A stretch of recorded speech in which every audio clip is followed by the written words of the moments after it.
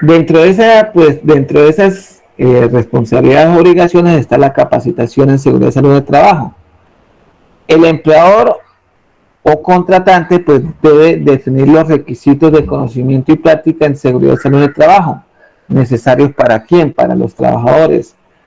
También deben adoptar y mantener disposiciones para que estos los cumplan en todos los aspectos de la ejecución de sus deberes u obligaciones con el fin de prevenir accidentes de trabajo y enfermedades laborales. ¿Sí? Entonces, cuando usted está haciendo una capacitación, ¿cuál es la evidencia que uno pasa? El formato de asistencia a esa capacitación.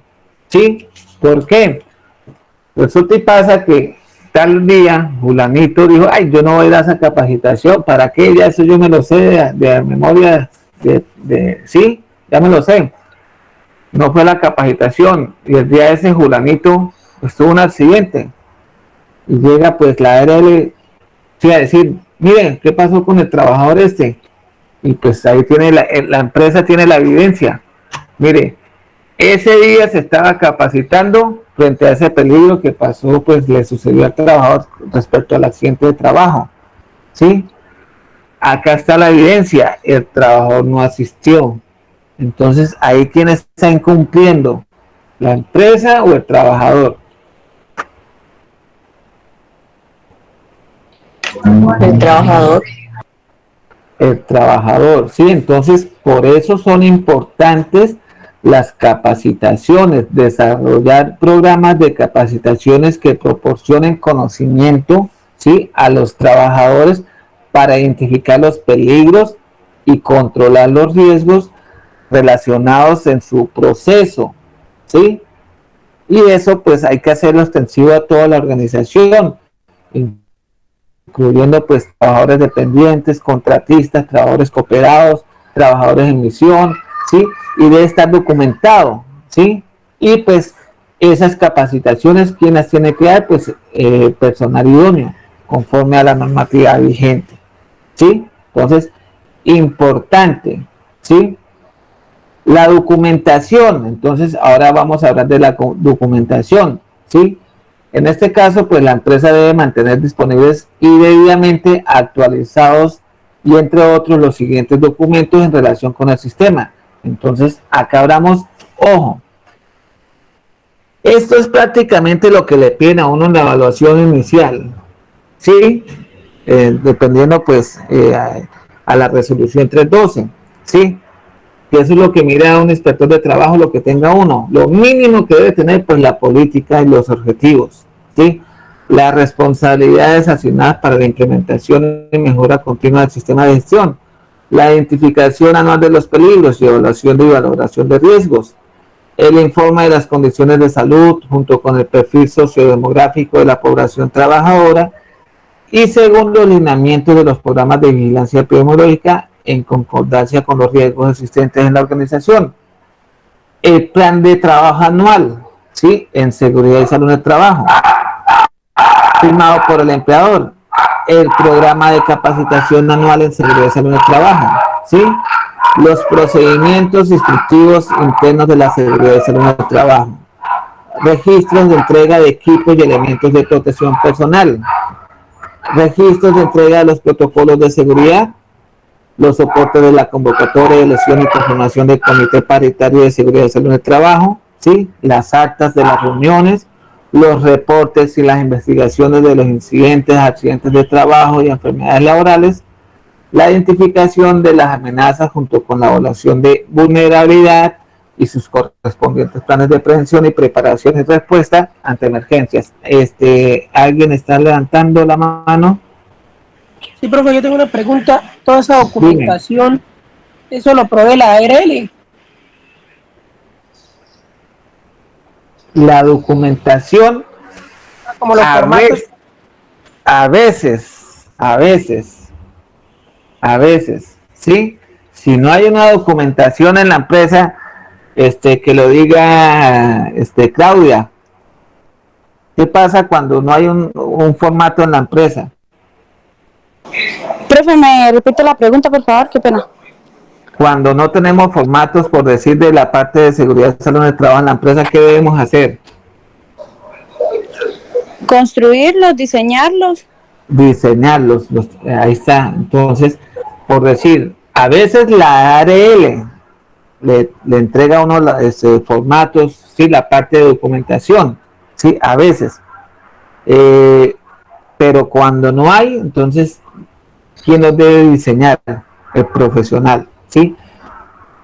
Pues muchas veces, profe, viene dentro del sistema de gestión que ya entrega, como quien dice el mismo profesional, vienen los programas, algunos programas, no todos, ¿no? Algunos programas y vienen con sus formatos y así, pero hay otras veces que sí no viene el formato y nos toca construirlos a nosotros, bueno, que los no que lo estamos hay. encargados en la parte de seguridad y salud en el trabajo. Exacto, sí, ustedes ven por internet, por todos lados, que se vende el paquete del sistema de gestión, ¿sí? Formatos, procedimientos, ¿sí? Pero cuando no lo hay, pues le toca a uno pues construirlo y hacer ese diseño. En este caso, por decir, cuando yo trabajé con, pues, bueno, cuando yo, con una empresa que era, teníamos, ARL Sura, pues la base de datos de ella es muy chévere. ¿Por qué? Porque uno va alimentando el sistema de gestión dentro de la misma base de datos, ¿sí? Los reportes de acceso por la plataforma también, y todo quedaba ya plasmado en el sistema, ¿sí? Eso, pues, por un lado es bueno, ¿sí? Porque todo queda, pues, ya organizado dentro del sistema. O sea, uno iba alimentando el sistema de gestión en la plataforma de Sura. Los programas los programas de vigilancia epidemiológica de la salud de los trabajadores incluyó los resultados de las mediciones ambientales y los perfiles de salud arrojados por los monitoreos, formatos de registro de las inspecciones a las instalaciones, máquinas o equipos ejecutadas, la matriz legal actualizada que contemple las normas del Sistema General de Riesgos Laborales y evidencias de las gestiones adelantadas para el control de los riesgos prioritarios, ¿sí? Entonces miren que los documentos, pues, como lo dice acá, pues pueden existir en magnético, óptico, electrónico, fotografía o combinación de estos, ¿sí? Y la custodia es responsable del desarrollo del sistema de gestión de la seguridad y salud del trabajo, pues él es el que tiene que tener toda su documentación, ¿sí? ¿Por qué? Porque él es el que está diseñando e implementando ese sistema de gestión de la seguridad y salud del trabajo.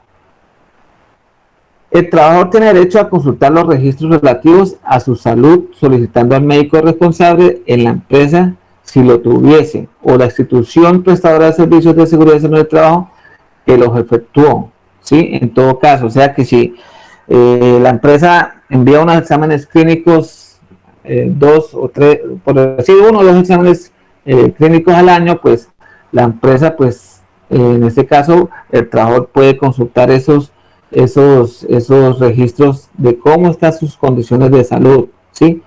Que hay un médico o si no hay un médico, pues la empresa debe darle a conocer esas condiciones de salud de su trabajador, ¿sí?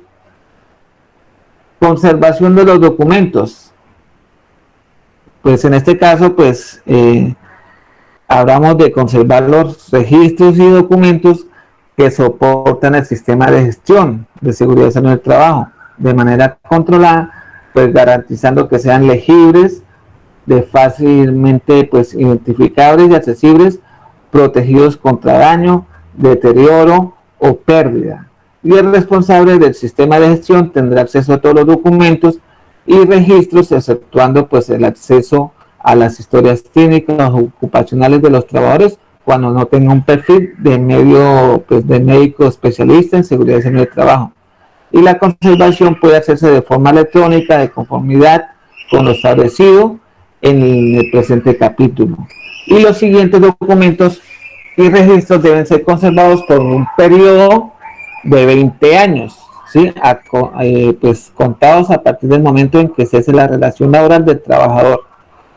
¿Por qué creen ustedes que debe ser un periodo mínimo de 20 años? O sea, tener esos documentos y registros de todo lo que, pues de todo lo del trabajador también. ¿Por qué creen?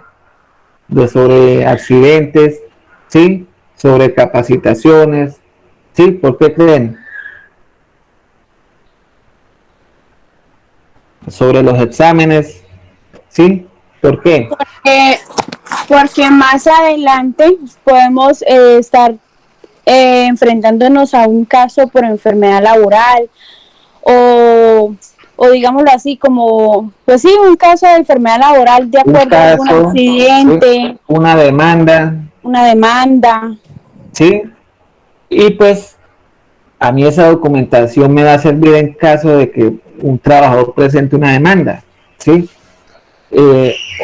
Ayer hablaba con una amiga, que la hermana tiene una panadería, ¿sí? Y tenía 2 trabajadores, pero ¿qué pasa? Un trabajador de esos pues los demandó por no darle dotación, por no darle elementos de protección personal y por no pagarle la ARL.